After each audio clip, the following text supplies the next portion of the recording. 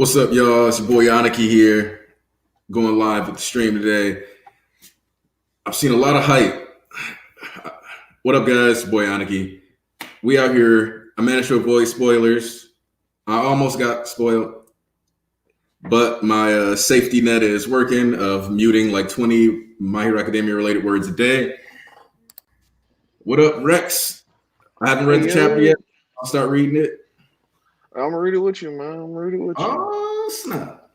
Even though I know you caved and you read the spoilers and all that other stuff. Oh yeah, I read them as soon as they come out. As soon as he say, hey, "Yo, there's spoilers," I'm like, "Thank you for letting me know." Man, you gotta see. Here's the thing, right? I used to feel that way, and then like, especially like around like when Jaimini's, and like even then, like I was trying to get away from that. Legit, the amount of like bullshit that like gets like flown out of people's mouths when you actually are like getting spoilers and stuff is so that I just like prefer to wait until like official release gets dropped almost every time now, just because like not having to listen to look Horikoshi depicted Toga having X, Y, and Z happening because they don't actually know what's happening is nice change of pace. Oh, yeah, I know. At this point, I don't read the comments anymore, unless it's something funny or something that I know would be like good topic for this discussion. For the most part, I just look at it myself and then just keep my comments to myself. Yeah. All right. I'm about to hop in. I'm gonna start the chapter now because I've seen people say 10 out of 10. No, it was 11 out of 10. 11 out of 10. 11 out of 10. It was something like Horikoshi did something like. All right. I'm at the first page. You're with us. I'm with Kochi. Oh, okay, cool. Roger. Okay, so Tokoyami teaming up with the shy guy and the fat boy. Let's get it. There's a whole bunch of baddies gathered in the giant sanctuary underneath the place. Several packages lead outside, but our allies block them off in advance. The only ones left are the 5 in the mansion. They about to have him go, nah, they not. They can't. That one was out of Cementos range. I suppose we should block it. This kid catches on quick. How'd they know about this passageway? Defend it to the death. You're up, Sun Heater. Hold up. Vast hybrid chimera. Got it. Okay, first off, this nigga ate a horse today. It's not a horse. I think it's a bull, bro. All right. I guess that works. Yeah. Okay. That makes more sense. Because I mean, if you look at the horn, look at the horns on his head. It's like a yeah. Okay, because I was gonna say this nigga's eating a horse. This wild. Oh shit. Okay, first off, I know Vocal Pineapple was tweeting about himself in this panel because there's just a clearly depicted pineapple that it looks like he's beating niggas' asses with. Oh yeah. Which. That's an interesting weapon. All right, but I need you folks to stand down. Sidekick at Fat Guns Agency starting next year, Sun Eater. That little acknowledgement of career progression. You love to see it. Great delivery. Let me hear it again. No, I can't. Should I do it? Show us what you got, kid. All right, seeing Tokoyami get this hype. Whoo! All right, your job's to pull up the crazy long tunnel with your full power. Dark Shadow. Ragnarok. Whoo!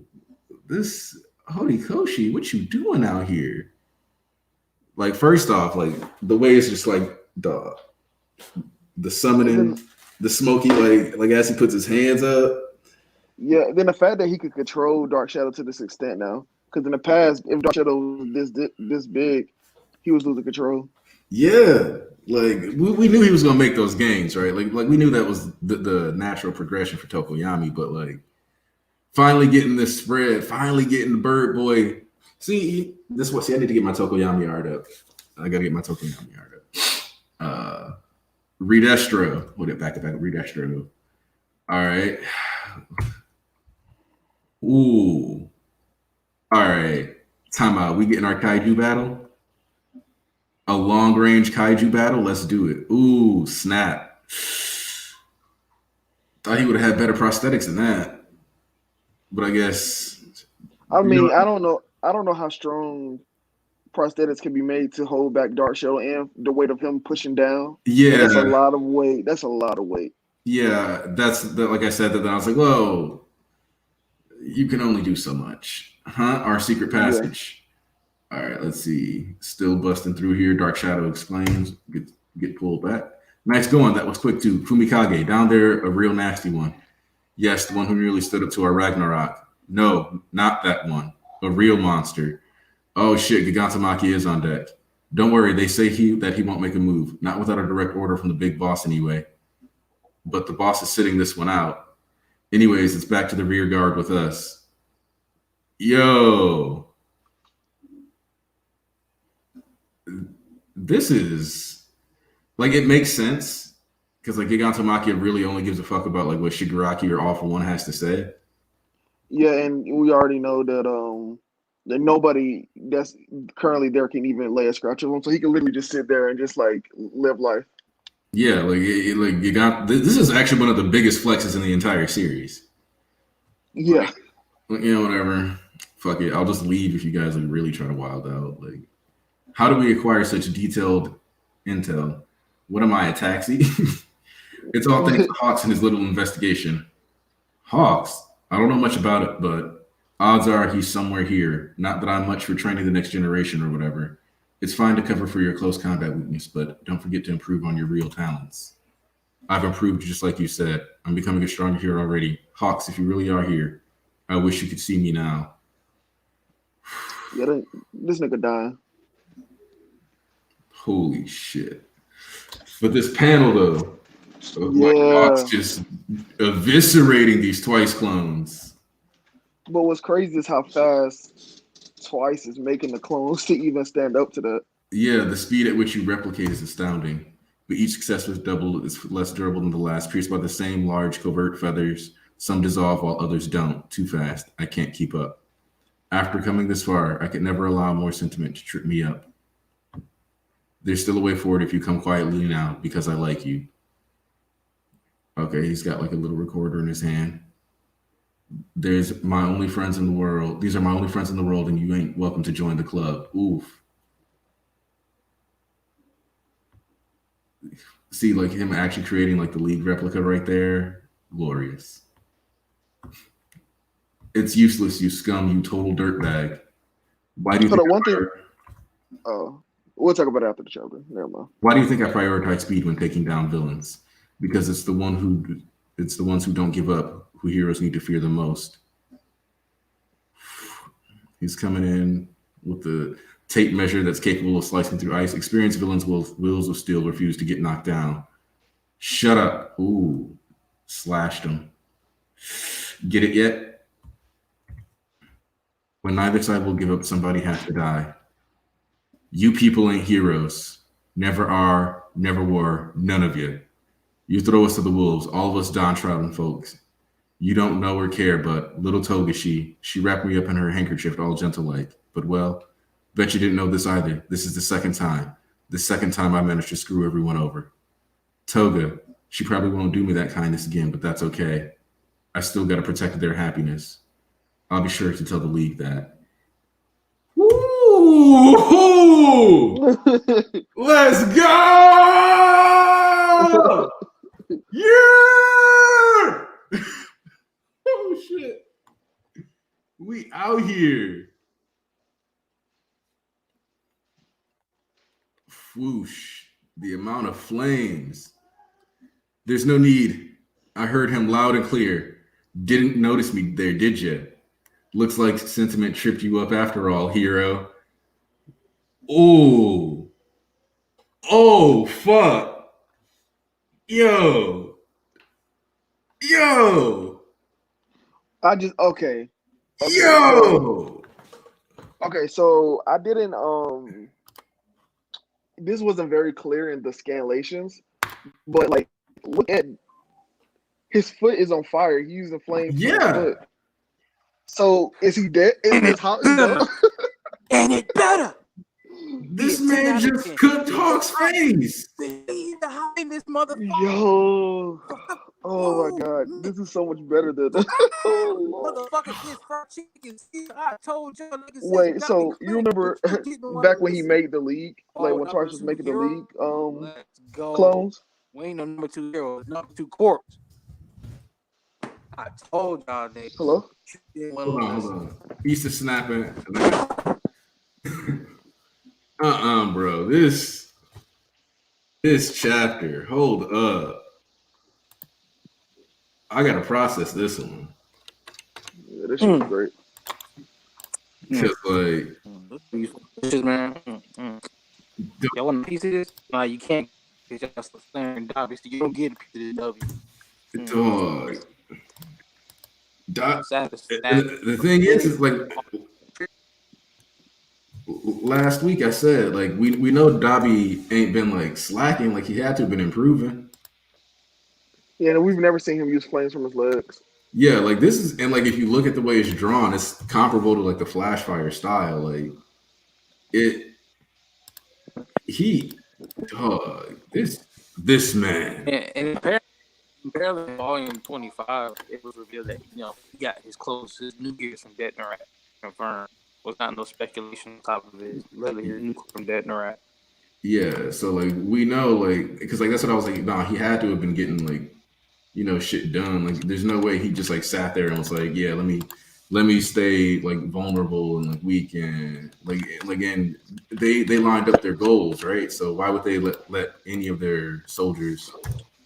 Hold up, because this might be one of the like top 10 MHA panels, bro. Like, fuck. I need to go which I've been waiting on. It's long overdue. I always counted on them wings getting burned. Not his face. Never thought he was gonna get his face scorched. But what happened to his wings? Did he just use them all to fight twice? Basically, here's the thing: like the feathers were all like mid-air for the most part, and like ripping them like stuff apart. So I think they were in the process of coming back. And but what I'm saying, I mean, when he first walked in there, he didn't have any feathers on his back. So I was like, were they all like just on twice? Yeah, like I think like he had that many like flying around trying to like pick twice out. I think. Plus, he was probably trying to do some detection, but got distracted because usually Hawks could hear someone like that coming, but the amount of like focus on like twice, and his sentiment towards twice, literally cost him. Yeah. I don't know if y'all talked about this last chapter because I wasn't in here. But did y'all talk about how I watched some of it? But did y'all talk about how Twice communicated with everyone? Like how he broke off a piece of his wing and he used that for communication? Oh yeah, because like Hawks made it a point to break off the little nodules and stuff you saw. Because like you can see, but I thought that was him. I interpreted that as him breaking the trackers that Detnerat placed, not. Well, the reason I didn't think it was the trackers is because they would have known if it was the trackers. Like they would have like got like a notification. He didn't do it until like this moment, and like in this moment, it doesn't matter anymore, right? Like, oh no. See, the way I interpreted it was that this is how he communicated with the heroes to give them all this detailed information. He was breaking off pieces of his feathers and delivering the information with that, like small pieces of it. That could be why he's got such small. Yeah, actually, okay. I see it. I'm super glad I muted all this shit though this week though. I'm not even gonna lie. If I would have gotten spoiled on any of this, I would have been salty. This shit. Yeah, and then like I don't know if you could tell, but like during the panel where Twice was making I just noticed this when he was making the league. You can see the only person that's not complete or like has a full thing is Shigaraki. Yeah, like you can see it's like mouth and stuff. It's like stretching and it's destroyed before the clone is even finished. Yeah, because I feel like Twice has seen Shigaraki since he started like this experimentations and stuff, and maybe he was making a clone out of that Shigaraki, and we didn't get to see it. I mean, that would have been. So the thing is that I was already kind of expecting a Shigaraki clone to come into play at some point. And with Hawks down, Allegedly down. Allegedly, nigga, you don't allegedly get your face stomped and cooked. Well, I don't. Well, we'll see next week. Like, I don't know. Like, Horikoshi gonna have to would have to do some wild shit for me to even like it would be a character break, like in how he writes for Hawks to not have his face cooked right now, or be dead. I agree, but I would say you never know. Dog, it is kind of early. Well, I mean, it's early as hell. Well, no, like somebody said the YouTube didn't even like have the live stream in their subscriptions. What you hear now, bro? Man, hold up. Because first off, like this chapter has like such good range on it. Because you start off the chapter like super hype. You're like looking at Hawks since like little student. Like, yeah, Tokoyami came far. We're like, we know that for sure. You know, Sun Eater's about to graduate. There's like an actual reason to be like optimistic at the start of this chapter, which I mean, if you're rooting for the heroes, like, yes, we all like know like the villains need to win this arc. Like, it has to be this way. But I don't think anybody that reads My Hero is rooting for the heroes. Because this chapter even further drives home what I said like weeks ago when I was like, the heroes are kind of like they're kind of oppressive as fuck, and they don't really address some of the root problems. They just throw people in jail and call it a day. One thing I like about this chapter is that Hawks kind of said something to the sentiment of All for One when he was fighting All Might, where he was like, All for One was like, heroes are the most dangerous when they're backed against the corner, you know, and they're using their wills. Hawks basically said the same thing twice. Yeah, because it's the ones who don't give up who heroes need to fear the most. Yeah, and All for One basically said the same thing. All Might. So I feel like it's just a lot of parallels, and this like all of this like points to the direction of the heroes losing. Yeah, and that's the thing, right? Is that like Hawks is the symbol of hero society, not like peace, not like he's the symbol of their society. So all the aspects, the good and the bad, and like they talked about, heroes and villains are the same coin, just different sides of it. If you're going to reflect the entire like hero society, like what the villains are just as intrinsic to hero society as heroes are, because you don't need superheroes without villains. And so for Hawks to be representative of the society, we have to see the aspects of villain culture that permeate hero culture, that all it takes is like a little like tweak in the scenario and you just realize, oh yeah, no, this is actually kind of intensely kind of shitty. And here, dog. Also, the fact that you said the scans didn't make it obvious that Dabi was cooking his face, disrespectful. Well, I could be wrong, but I don't remember it doing it. It's not the first time that like happened. If you remember joint training when the fifth user's eye appears in the darkness, you actually can't see it in most scans. Yeah, I remember that. Like this is like a crazy, because like Redestro popping up and using his, I don't know what percent he is at. I'm guessing like 70 maybe. Yeah, that's like 70 or 80. Because we've seen like 100%. He's way bigger than that. Yeah.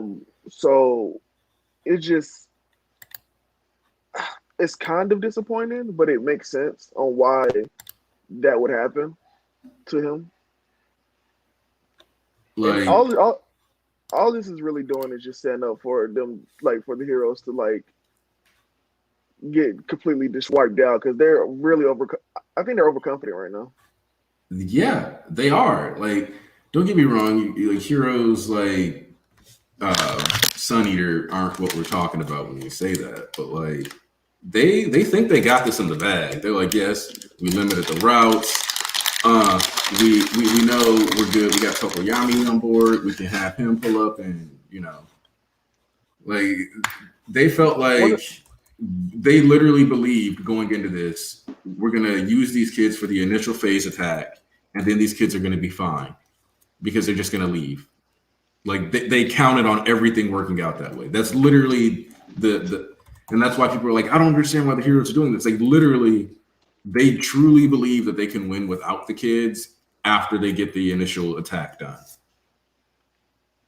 And we know that's a flawed way to think, and we know that that's still putting the kids in danger. We understand that, but narratively it tracks. Like at the end of the day, this is still a holdover from the confidence from having All Might. You know, yeah, they lost All Might, but they have still technically been winning like hard for like 20 years. Yeah, and Like then I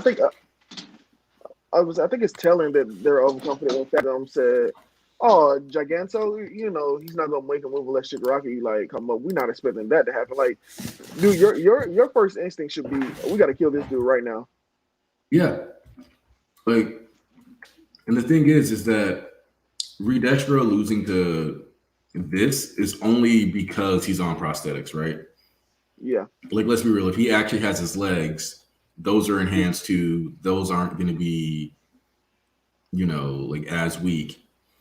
And he didn't bring out his Hulkbuster armor. So like if Redestro was at 100%, like he's knocking Dark Shadow back, coming out of the tunnel and washing all of them. Like I'm amazed.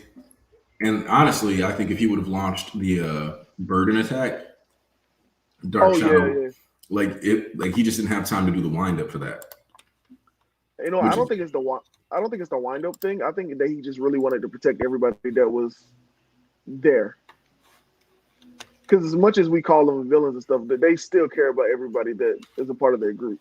Well, I think he just wanted to stop Dark Shadow from hurting anybody, and that's why he decided to catch it instead of, because if he would have used one of his attacks, the collateral damage would have been crazy. Yeah, that's the other thing is that like he's literally limited. Like when I say like the wind up, I also mean like having like have the range of motion to do the big attack plus the whole can I do this attack without killing my allies plus.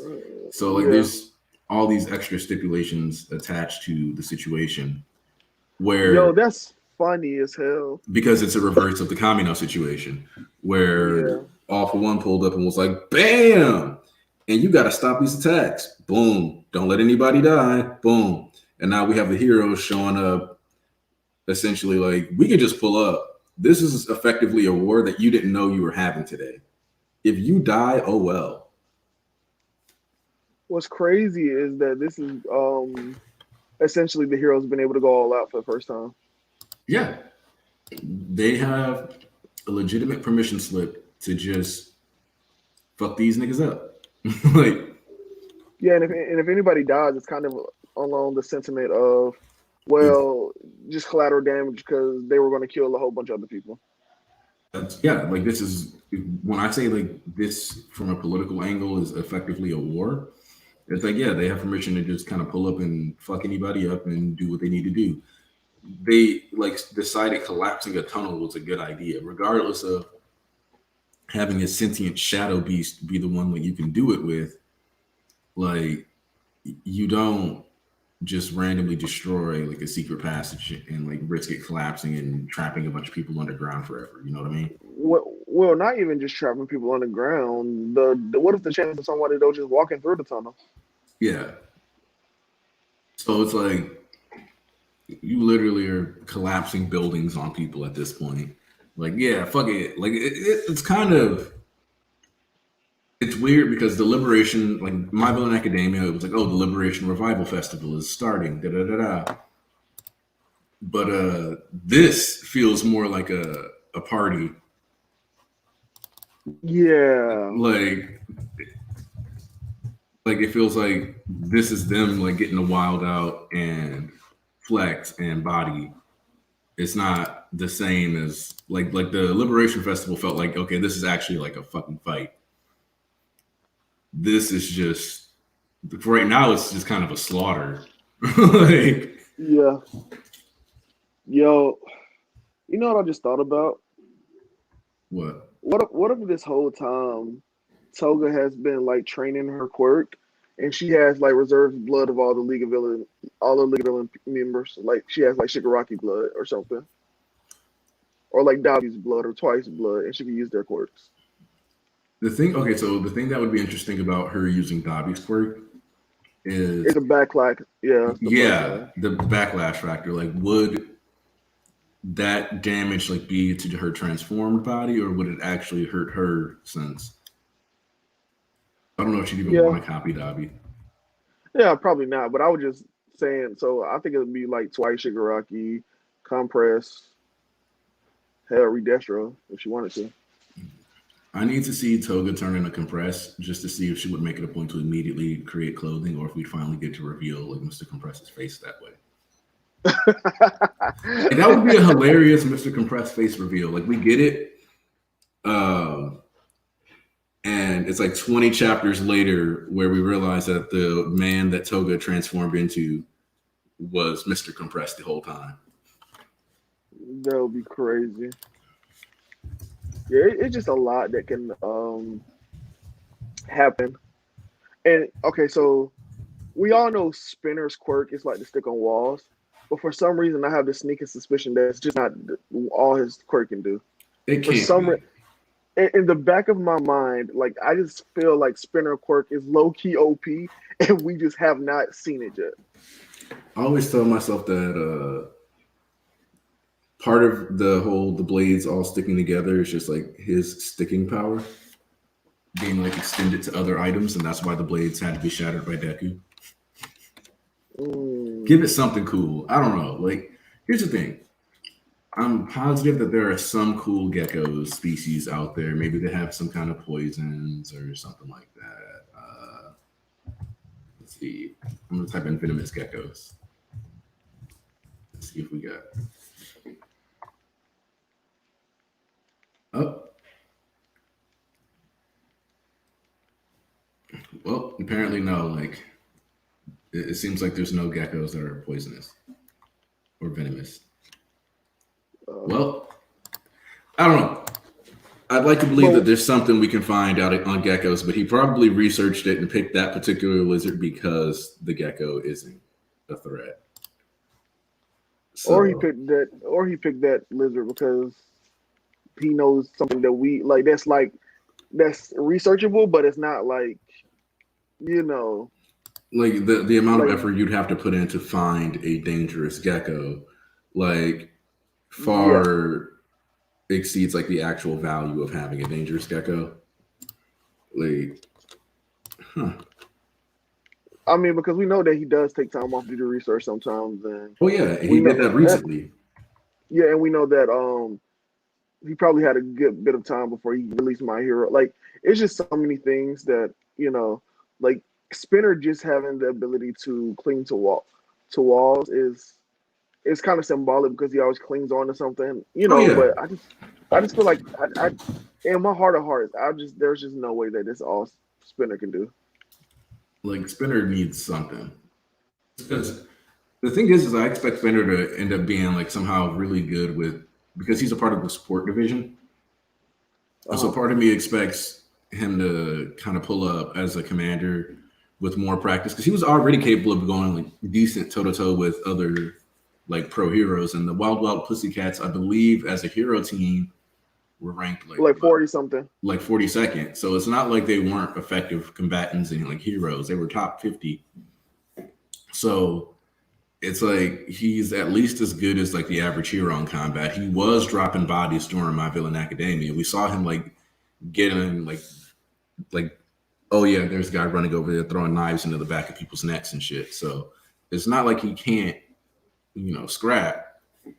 It's his quirk. Like most of his scrapping, like he's very much like Stain. His quirk does not help him unless he's already winning.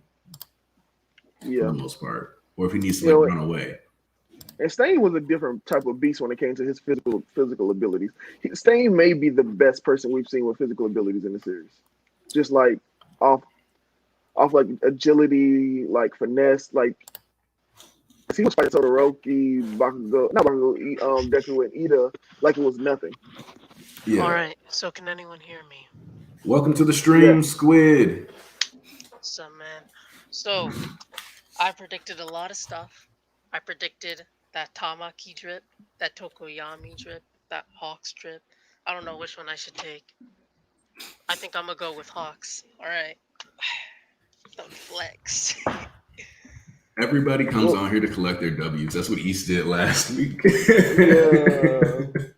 21 Savage, I got 1, 2, 3, 4, 5, 6, 7, 8 dubs in my bank account. That's what I got. Well, you know what? With me, like I'm just like I've predicted certain things, but I'm not coming on here to collect them because I'm waiting on that one big collect, and you already know what that is. Aniki, you already know what that W is gonna be. So I'm just waiting on that one. So I'm gonna just like reserve my W collection for that one. So some of y'all were predicting that Hawks wasn't gonna catch a body, but I knew that Hawks was gonna catch a body. You know why? Because that government training was gonna go through. He's been trained since 5. So What body did he catch? He didn't kill Twice. Twice is still alive. well, he's Yeah, Twice still alive. about to. I'd say I'll predict that. Nah. Fine. Twice is Because dead. what Twice? I mean, not What? Twice. Hawks is dead here. Like even if he's not dead, he's dead in the water. As far as like Hawks, the hero's career is done. Okay. But Like, he at least showed he was willing to go for the kill. oh yeah, no, I think Genius is dead. Like, I think this proves Genius is probably dead.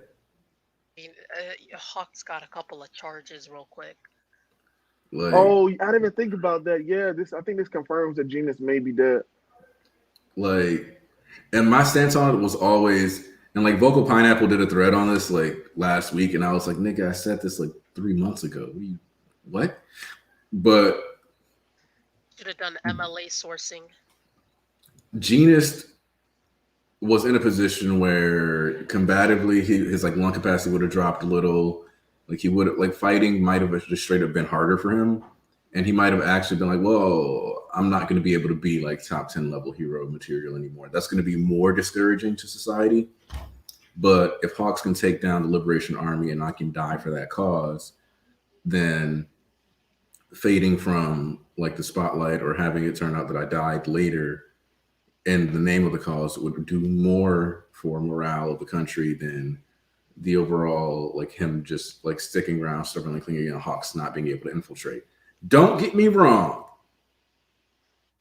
It did not work out how they thought it was. But I don't think that Genius would have went along with it. I think that Hawks, if he did kill him, he just straight up killed him without no like conversation about what it is or. I think Hawks is. I think just Hawks is just that ruthless. You think So Hawks is just that ruthless? I think so, and I think that the reason why he felt so bad for Twice is because like every hero, like Stain said, like all like comes with some baggage like this that makes them not a true hero, and I think that like Genius was one of them. You know. Everybody came with something that made them not like a true hero. And I think that Hawks won't have any issue killing someone like that. For some reason, that's just my headcanon, but I could be wrong. no, because like the thing is, Hawks and Twice basically parallel each other. Hello? Did he break? Squid? Oh, Squid's mic randomly got muted. And East is back though. Yeah, I put him on timeout because it's my turn to talk. This man. What's up, East? Yeah. And the only person to match my big dick injury is Horikoshi. Because we go, what? You heard me. The only person to match my big dick energy is Horikoshi.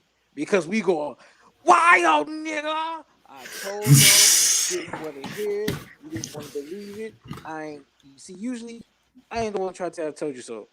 But when I tell you 5,000 motherfucking times and you still don't want to open your damn ears, then I'm hopping out of pocket. I'm hopping out of character. Fuck chaotic neutral. Nah, bitch. Fuck chaotic good. I'm putting lawful evil in your asses with a fucking blue flame. Because I told you, I light that ass on fire like you didn't see. Bro, shout out to Hawks. Yeah, because now you don't fucked up. Don't want to listen. Bro, you sounded like a robot right now. Yeah, you sound like a robot. Yeah, you ended up going robot voice towards the end there. Look, man started spazzing out so quickly his circuitry fried. It was ready. That's funny. The thing that I'm looking forward to, though, is that you realize that this is like season 6. I'd argue, yeah, season 6 Of My Hero? Yeah. Nah, this is season 7. No, this is season 6. Yeah, but you have to think about it. Season 5 would have to go over, I think, Pro Hero, and then it would then go to Joint Training, then it would do MVA. So here's the we'll thing. also have the arcs with Endeavor and then Kurogiri. And you have 10 extra chapters for the war. So this Here's the would thing. logically be like... It could be as early as late season 5. Because it depends on how many chapters they adapt next year, right? Yeah, but there's a point to where if you're adapting that many pacing, then if you're adapting that quickly, then something has to go. Well, that's about 4 to 1 ratio. And that's the issue, right? So here's the thing: is that we got Pro Hero arc. The names of these episodes are highly indicative that we might either get the Endeavor fight or we might be finishing off on like the high end busting into the restaurant, right? Yeah, but unless they're going with an extreme ratio, we're not going to see the entire fight. Not at all. Yeah, no, like unless they do we're adapting 3-4 chapters an episode thing, like that shouldn't happen. But it can, and we have to accept the fact that it can, just because there are episodes in My Hero Academia that are 3.5 chapters of adaptation. The reason why I'm mentioning this, though, is that season 5, if it's Joint Training in My Villain Academia, is roughly 50 chapters, like over 25 episodes. 24 episodes technically because of the fact that you'll have the recap episode. Joint Training and the MVA combined is 23 plus 22. That's going to be 45. So then we would only have 5 chapters left until we reach 50. So yeah. So like the thing is though, is that sometimes like what it comes down to is you can, especially with Joint Training and My Villain Academia, you can add a lot more combat scenes and stuff like that if you so choose. And so if they chose to take that route for season 5, what you do is you split the 2 cores of the season become the students ascending, leveling up, learning teamwork, getting better, and the villains getting better. And like it just completely sets the stage for what happens. Yeah, but a little nice duality. I like it. If you go up to the first part of Work Studies 2, where they do the Endeavor stuff, then you kind of have, like you could end it on that day and then like start it.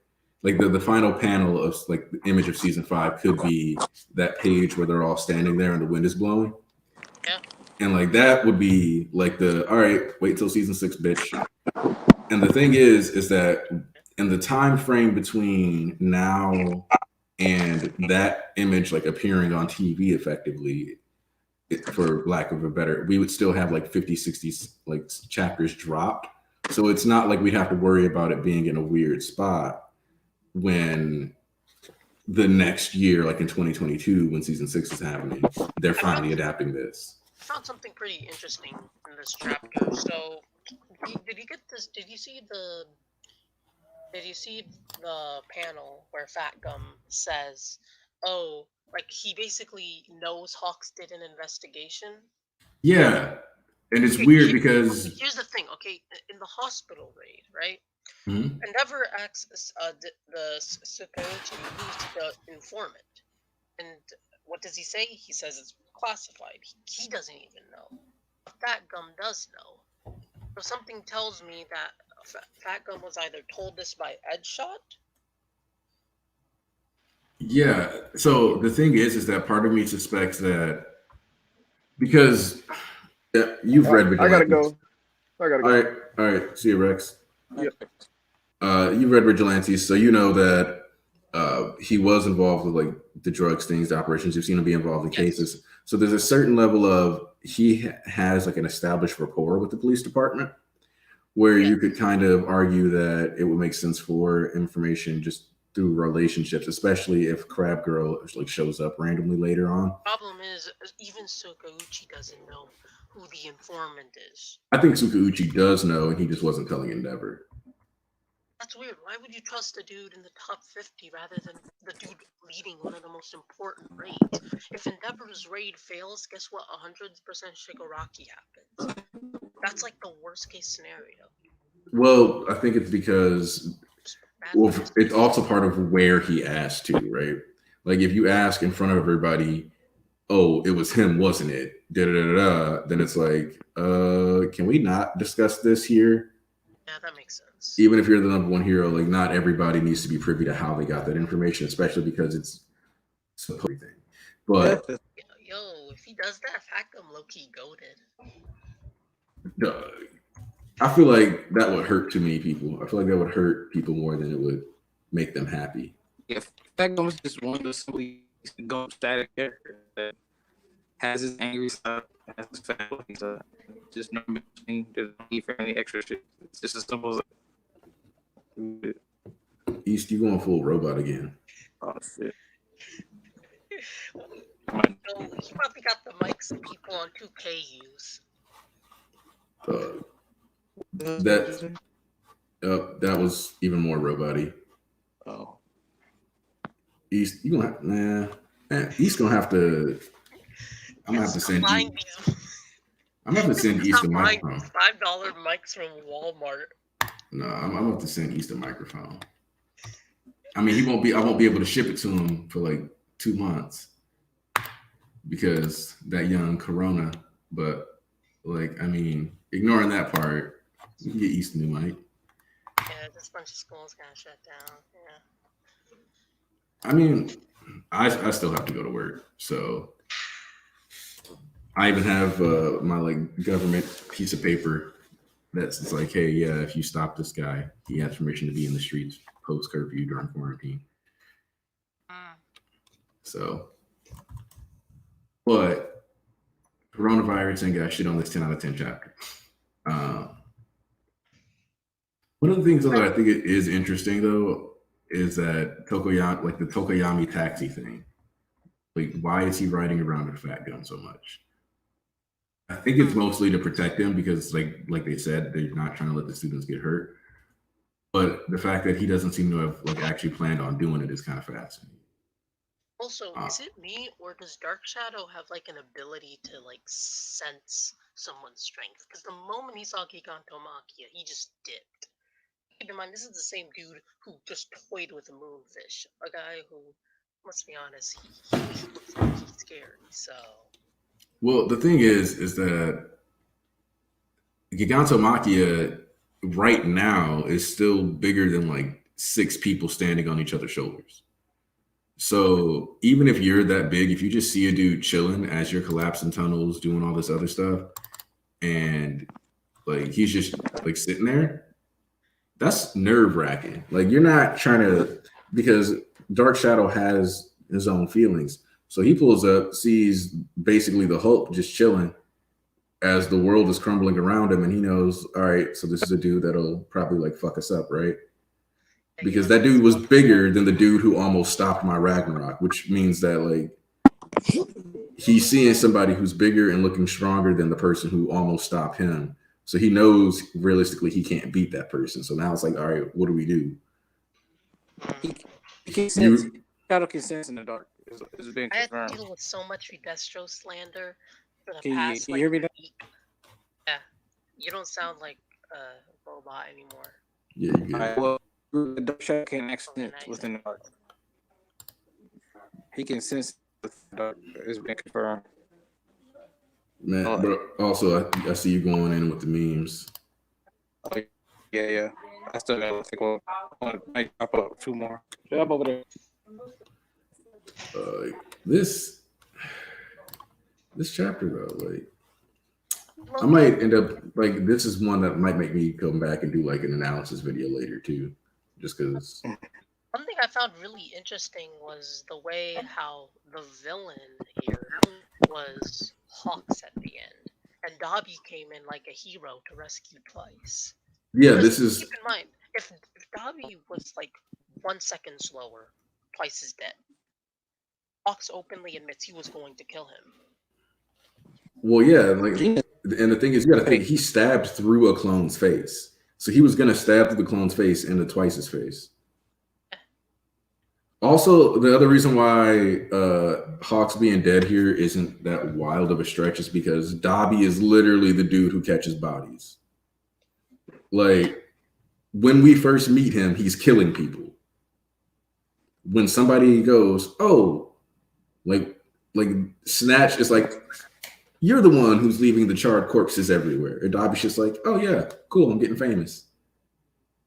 Yeah, people would be like, because he ain't got no big bodies. That's what it is. And he's smart. It's because his design raw shit. He's smart. Even when the Loaf was like in a rundown building, he was still just like burning random thugs in alleyways. So if there was ever a character that could pull up on a protagonist role character, like good guy character, and just kill them, it's Dabi. Like in this whole series. But oh, funny thing is, oh yes, the Horikoshi is one scared bastard, man. Oh yeah, he's say that again. Horikoshi is one slick ass motherfucker. I mean, he's slick, but he ain't slick. Here's what I like about this. Can you hear me? You broke up again, so I thought you would like stop saying something. Okay.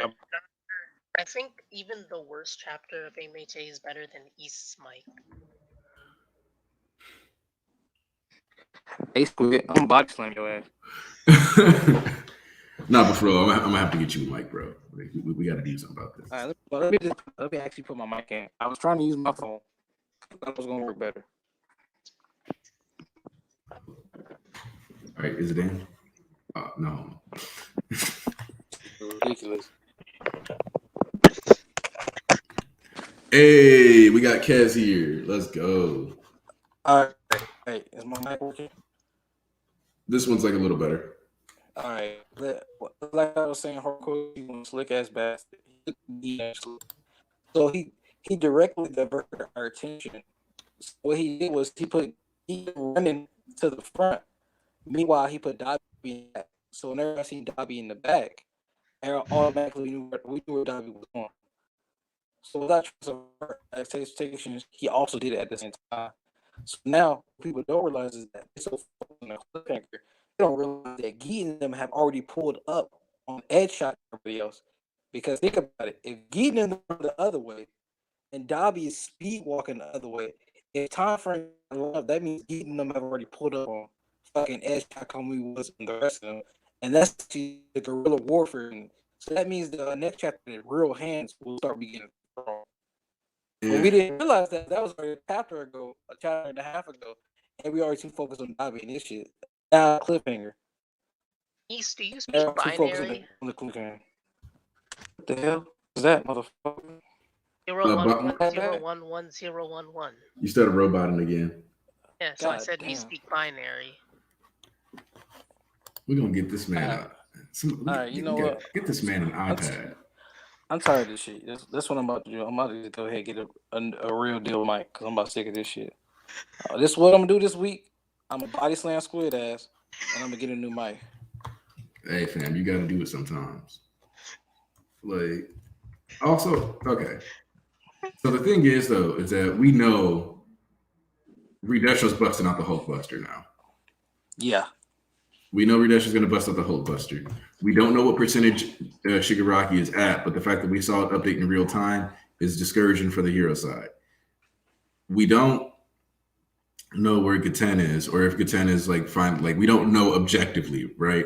Like you were correct. Gaten should be about to be engaging with the heroes, and considering the intricacy of this underground layer, they probably have more than enough like sewage piping and whatever flowing through under the ground that we should be able to see some attacks on the same scale as like My Villain Academia. I wouldn't be surprised if, you know, they Gibson had been like practicing like enough to increase the range that they can pull ice from even further. It was already like a miles wide range that he was pulling ice from. So it's like a 3-4 miles wide. Shit, fuck it. Like, I don't think they're that far removed from any towns or cities that he doesn't have ice that he can pull from. So this is the stage And is shit. the oh shit. What up, BG? Was good. Oh shit, my nigga rolling through. All right, so Yeah. Is he 10 out of 10? talking or? Oh, absolutely. Oh, let's go. He's talking. You can't hear him? You can't hear me? I can hear him. I just wonder because new people hop in sometimes I can't hear, but he here. Yeah, Nah, I feel you. bro. Nah. Like, I wonder. Nah, that nah, I read that on like Friday, and when I read that, well, I mean, I know one thing that put all three of them in the top three, in top three characters of this chapter. I mean, it probably just boosted Dabi near my top 10 again. Me, Swag, and Chris looking good right now, and Face. see, the thing is that it's kind of nice to have, like, for Dabi as a character, it's nice to see him like actually get down to business. Yeah. And like, because he's always been like, because he like the way he kind of like shit talk, like he kind of shit talks to a certain degree. He's like, you guys aren't getting the job done, da da da da. And like we know, and like they make fun of him for the fact that he's like always dropping people instead of getting them new recruits. But like to finally see that manifest in a way in the story that is directly like impactful on the narrative going forward, and it's him like real quick jumping down to business, taking out the number 2 hero, like. Endeavor is probably dying to Shiggy. I feel it. Oh yeah, no, for sure. In fact, I was in fact I noticed a lot of people have been saying like when they saw this they were like it's gonna be Dabi versus Hawks is gonna be crazy. There ain't gonna be no Dabi versus Hawks. I don't think people understand that. You know what I I know, think? he's You know what I roasted. think made people think that?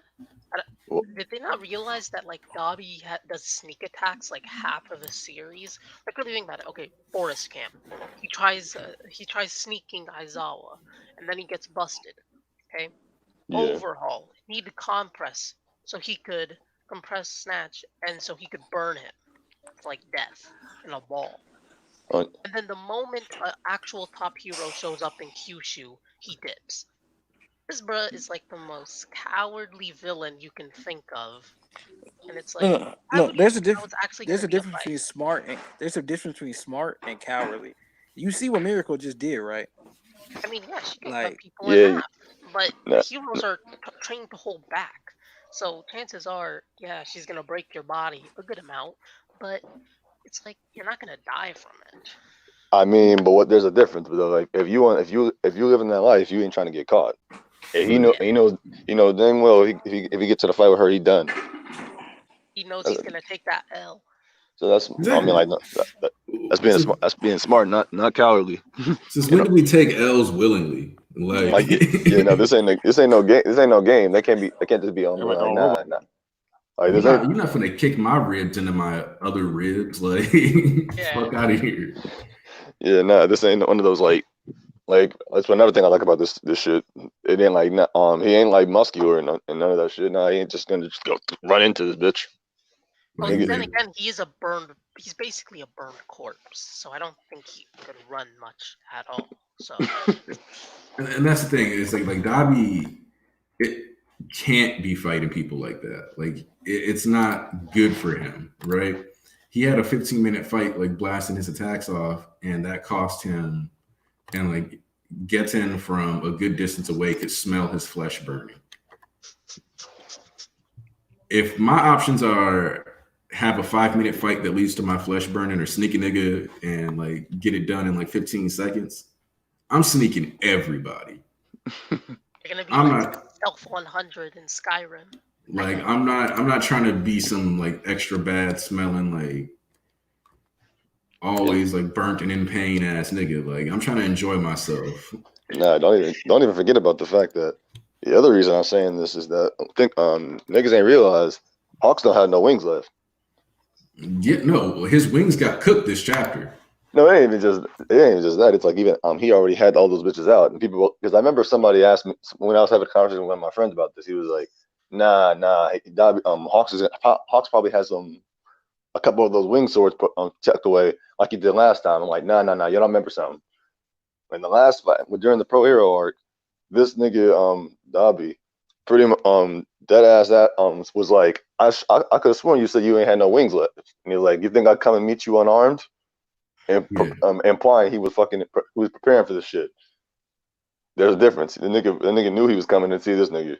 This time he did not expect him to show up at all. He does not have any wings. Yeah, and again, most of his feathers were mid-air. Exactly. And, they got lit on fire. If Endeavor's flames can burn his feathers, then you got to realize that. Torch him.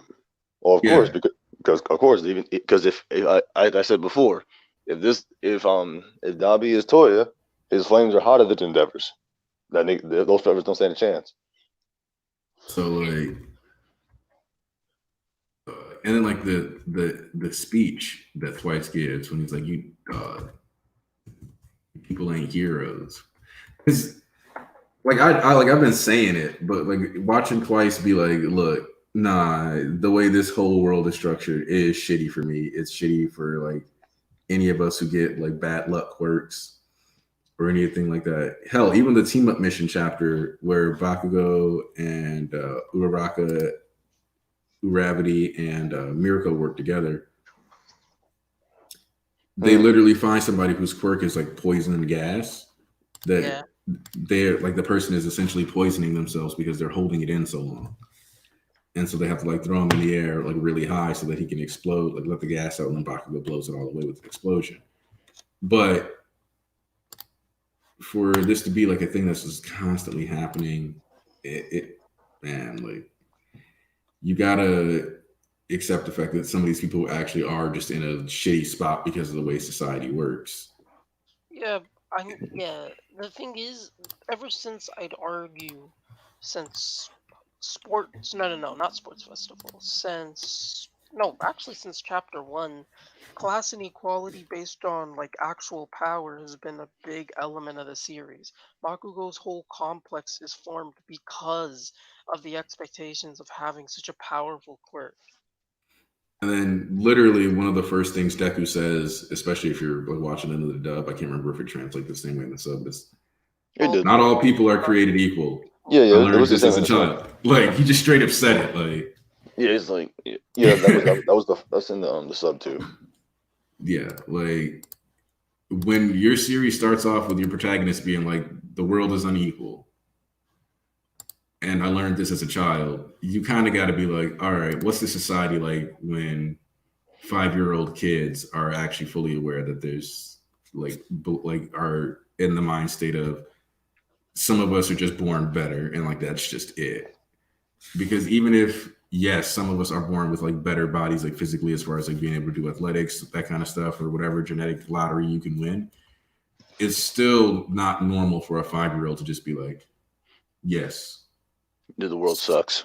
Some of us are born just straight up better, and that's just how it will always be. That's not a healthy mind state for 5-year-olds to have. You don't need children being that. Well, I mean, the funny thing about it is if you like me, when you first watch this shit, you forget all that shit immediately after in the next scene when you see all these heroes and villains and shit, that just goes out your head. Yeah, well, and that's the thing. I always say that one of my heroes' strengths and weaknesses is that you can enjoy it without thinking about everything that's being said necessarily. Well, the good thing, I mean, I think slandered for months. No. Oh no, I think that's actually a good thing, because the thing is, it doesn't have you with at least with that scene, because that's the theme. You don't know that's the theme at the time though until you see more and more examples of it. Because it's when I first heard that, I didn't think nothing of it. Until of course I started seeing so much more shit alluding to that same statement. Especially once you hit MVA and specifically 220 and the creature rejection plan comes out, it's so we really are going to have these conversations, huh? When you have the Quirk Liberation Nut who shows up in the Pro Hero arc, it's okay, so somebody like Liberation Army ideals are still exist. You learned about Destro on Culture Festival. You might have thought about it like, oh yeah, like, these two things like are tied together. But then like once Redestro comes up and then like you relook and you're like, oh, that boy went off books though. Like, so it's crazy how all of this, like we've said before, has been like built up and tied together since the beginning of the series. But it's kind of refreshing to read a manga that I feel like is this cohesive. And like, I mean, yes, Attack on Titan is even more cohesive, but that's because we're further along in Attack on Titan.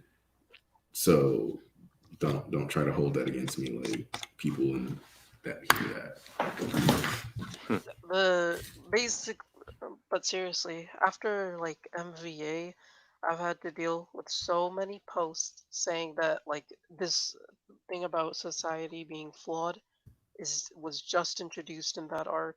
So many What? credits. Yeah, I've had to deal with so many people like that saying that the world building happened just now when they ignored like all of pre-Camino. They're the same people that say the Culture Festival is filler. Yeah. Like the same crowd that says Or Endeavor is getting a easy redemption arc, even though most of his family is apprehensive at best. Yeah, it's people who literally ignore what's happening. And Fuyumi directly states that she's not totally over it. It's just she wants to move forward. That's not the same thing. Well, of course. The thing is, what is it? I don't even like hearing the words on world building and My Hero in the sentence together because I always, whenever that's brought up in this community, well, not in this community, when the series is involved, it's always about people capping and saying that the series don't have no world building. Oh yeah, and the issue is have they forgotten like this world building isn't just this is a place, this is this weather. No, yes they have. Yeah, 100%. Consequences and history that led to how the cultures work. Most people don't even like sociological dialogue, period. Like, think about it this way. Anybody who says, I don't like politics in my art, doesn't understand sociological world building more than likely. Because all art has to have like some form of like politicking to it for it to be a functioning society. Political. Like basically, when they say they don't like art, when they don't like politics in their art, I think they basically mean they don't like identity politics in their art. What they really is just like, I don't like when anything that is like at odds, usually is what they really mean is I don't like politics that I disagree with in my art. But the whole point is that like sociologically speaking, you have to have politicking, which means you have to have like multiple sides to the discussion in order for it to count as sociological world building. You can't just have everyone just be the way they are and that's it. And My Hero Academia isn't trying to do that. It's trying to show you this is like how all these people, and that's a part of how the society functions that lets you know these fail-safes don't exist within this world. So if you lived in the world of My Hero Academia and your parents died, and would you end up like twice, or do you think you'd end up like more like Shoto? And like the realistic answer is that in the real world, if you are a 16-year-old who has to get a full-time job and loses your parents, you probably fall more likely into a world of like twice than a world like Shoto, where you're the boy born with everything. Well, it all depends, and this is what arguably I think is the foundation of society in the series, is that your character isn't judged, it's the strength of your quirk. People like Bakugo can be extremely disrespectful and rude, but because they have a great quirk, they are handed respect. Rather than people like Deku and Gento who were just mocked at just for having a dream of just trying to become a hero. Or Deku was just going to UA. Well, with Gento, Gento ended up being as good as a hero, like in combat, but he definitely that was after being Well, the thing about Gento was actually another problem with the society because it showcases that everyone feels that they have to become a hero, but that's the only avenue they have. Because even him, when he was clearly not cut out for it, he still believed that this is the only path my life can take, so I have to do something. And what do you know? Here's a chance. Here's a chance for me to do it. I believe this is inherently pushed just for the reason that it gives you a license that you can actually use your power in public Yeah, places. yeah. Like, and again, that's why I always say, You like, don't need much of the a punch. individuality translation is important because it's an individuality license. Here's your license to be your own person. You're welcome. Individuality counseling sounds way worse than quirk counseling. And that's It's quirky.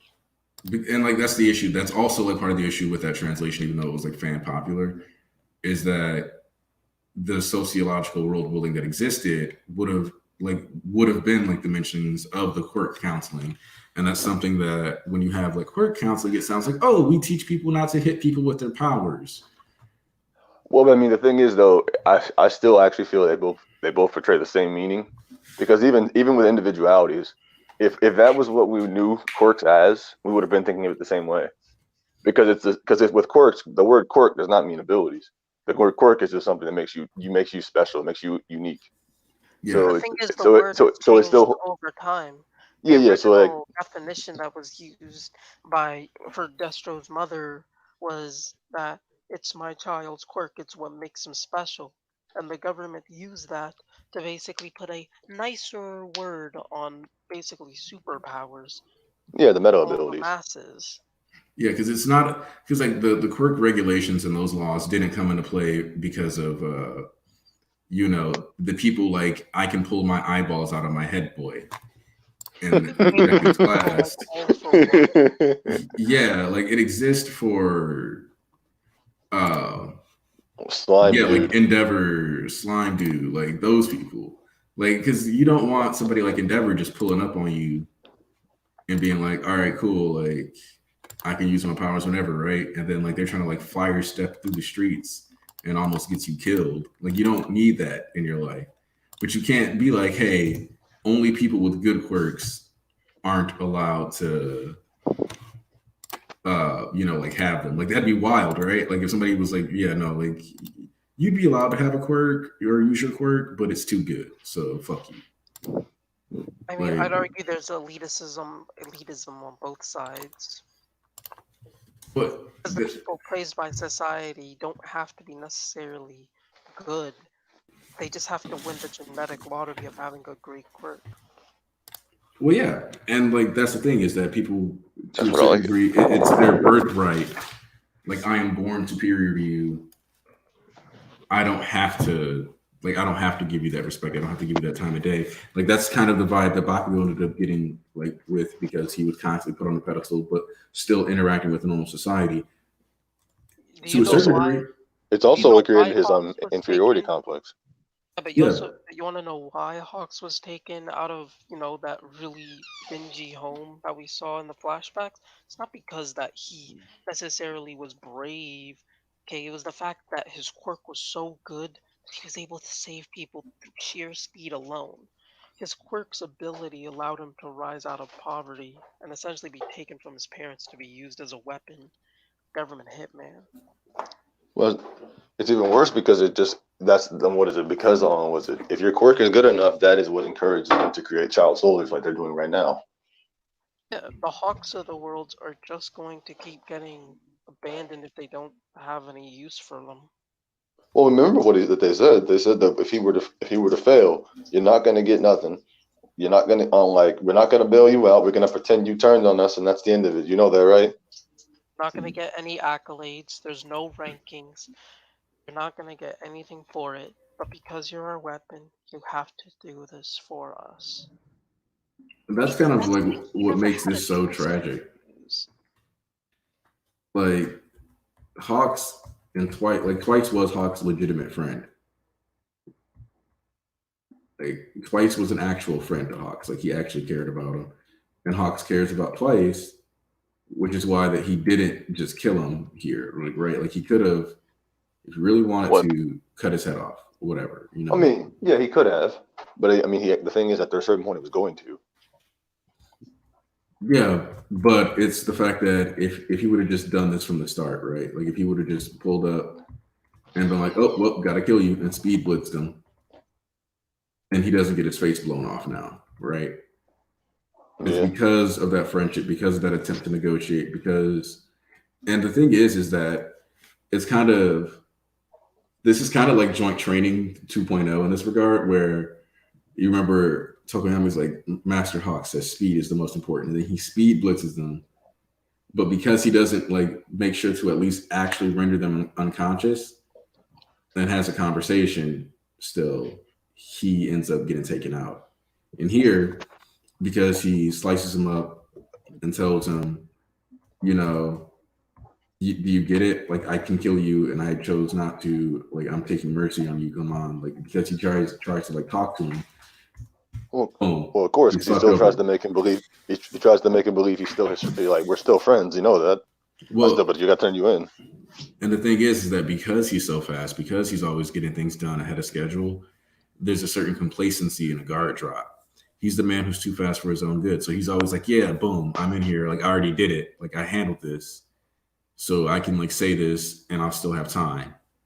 But he didn't. Ironically, his failure came from being too slow to make a decisive action. Yeah. Because just being fast isn't good enough. You have to also that's the thing, be decisive.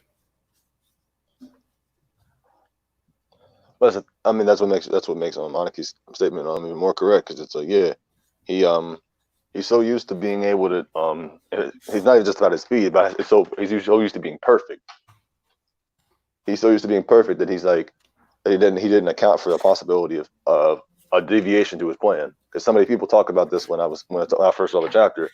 That man Dabi, he didn't actually account for anybody not going to fight the heroes, because he banked on the heroes showing up as a time for them nobody to come upstairs, so that would be her time to take out Hawks or twice, or at least immobilize him. He didn't account for anybody not going to fight the heroes and coming up there. The thing is, he could have done that if he went in with first not to turn him in, but to just take his life. Well, I mean, he could have done that if he had some feathers hanging out outside of the room. Yeah, but he didn't do that. He laid it all out just to deal with twice, which he didn't need to. He could have, to be honest, with how fast he is, he could have had like 4 feathers and dealt with all his clones. But he went extra for no reason. I wonder how many more government-trained heroes are there, because we know that there are, I think, public and private high schools that they can go to get their hero license after getting trained for a certain amount of time. But what about, again, people like Hawks, who were just trained by the government since 5? Yeah, 5. As far as I understand, he's the only one. As far as we understand so far. 5 comes up in the series so much is that's the age when normally children's quirks manifest. I thought it was 4. It's like 4 or 5, but like the thing is, well, okay, technically the rule is it's like by 5 your quirk should manifest, because Kirishima got his when he was like 3. Present Mike had his at birth because he made everybody's ears bleed. There are always exceptions, but on average 4 or 5, that's the big spot where like you become useful to the government. And so Hawks basically discovered like his wings manifested, or maybe he had them already and he had like learned how to use them a little bit. He was born with them. Yeah. And then he finally used them in action, and I think they said it was a train accident that was at like 200 kilometers per hour. And he saved multiple people. And they're like, all right, this kid's ridiculously fast. His life will forever be hero work. Welcome back, East. How you doing?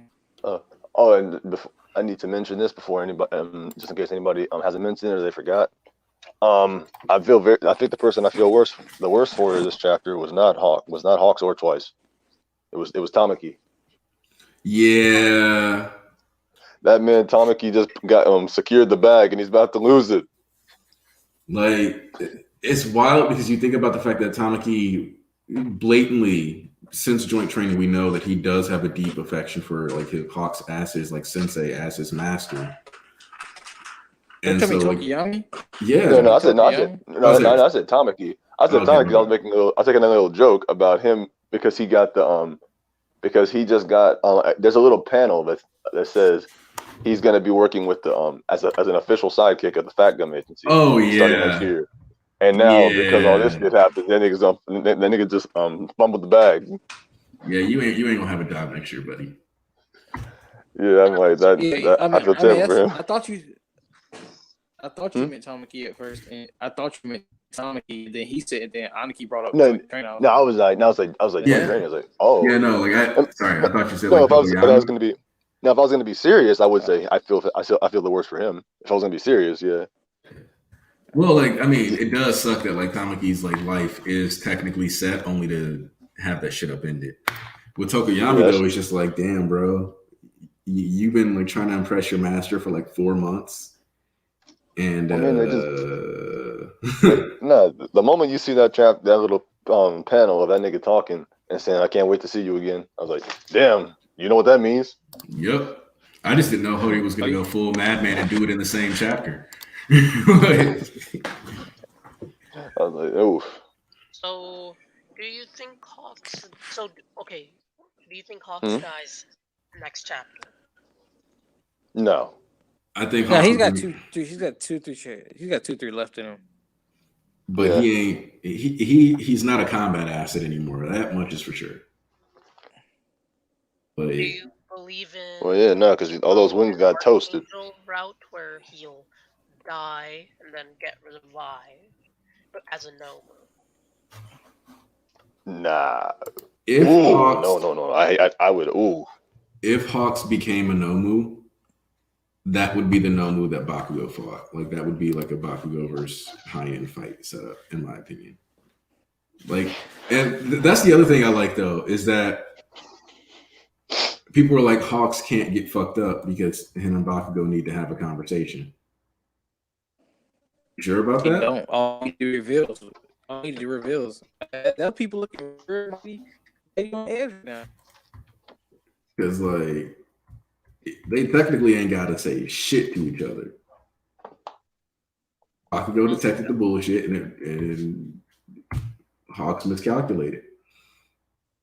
This is probably okay. So like we were talking about if this arc ends up being like a longer one, and with this though, I could see it being a little shorter now, or like NBA length, or if this is going to be the turning point for the story, right? Because now Twice isn't in danger outside of his wounds, so the Sad Man's Parade can get going again. You got Sad Man's Parade is back on board. You got Hawks going down, so the number 2 hero is not fighting for the rest of this arc. Mirko's missing an arm already. Crust is like trapped in a hallway with the high end right now. It's gonna be fine. I still wouldn't say it would. Handing out an apology for how badly he's gonna clap this high end. I still wouldn't say it's gonna be short because of the fact that. Well, think about it. It took them like 2 or 3 chapters for that Mirko fight, and we ain't even seen the kid. We ain't even seen the other kids yet with the evacuation shit. Yeah, it comes down to whether or not Horikoshi is like plot advancement or details, right? Like if he decides, all right, I made this Hawk stuff start moving. Well, actually, no, it'll still be longer because we still got to get some Bakugo, Deku, and Shoto stuff. Yeah, exactly. We ain't seen none of them niggas. Speaking of which, oh man, it's so good that bump the big 3 right now. I love the big 3, but bump the big 3. We are eating. How your whole story carrying 10 out of 10 chapters, and the big 3, the main cast ain't nowhere insight for more than 10 chapters, and it's a 10 out of 10s, fucking nothing lower than bangers. You know what? I gotta admit, I think Hawks is in my top 5 now. He was already my number 2. He was already my number 2. He's definitely staying there, even after he dies. Dang, he's always gonna be second place, just like his ranking. I mean, Hawks is because it's been a minute since we've seen a real deal death in MHA. It's been a good minute since we've seen some real blood on the screen. Well, that's the thing. It's like last time I mean, like a big death like Night Eye was back in like. Kyrie still Kyrie still counts too. Who? Oh, Curious. Curious. I forgot about her. Yeah, but I'm like, was that? I don't think that was to the same extent as the night-eye death though. Because the night-eye death, it was still a death, yeah, but I'm like, the night-eye death was a hero death, and it was bloody. You saw a nigga get his arm ripped off. And get a hole put in him. Then we were given hope. We were like, oh shit, we got a way to save him. Even though I was like, oh, that nigga dead. Yeah. That nigga better have been dead, the motherfucker. I'm like, no way in hell I'm satisfied with you putting a hole in a nigga and showing his arm and be like dangling by a thread, and then he somehow lives.